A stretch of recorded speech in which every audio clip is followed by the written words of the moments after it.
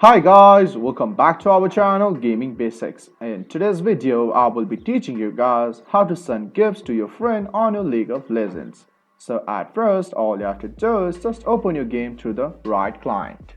And as you launch your game, you're on this home screen as I am. So just stay at this home screen and look at the right top for this option store. And as you see it, just click it to view the store page at first.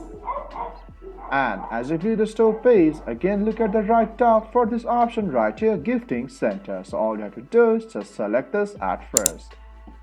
And as you select it, go in the search box and just type your friend's name who you want to send the gift for. And as you do that, you will go to another section, choose type of gift. And after that, choose the gift and just finalize and send it to your friend. So guys, that's how you send the gifts to your friends on your League of Legends. If you find our video helpful, please leave a like and please do not forget to subscribe our channel. Also hit the bell icon to get updates with our latest videos. And drop a comment for reviews and more content like this. I will see you guys again in our next video. Thank you for watching.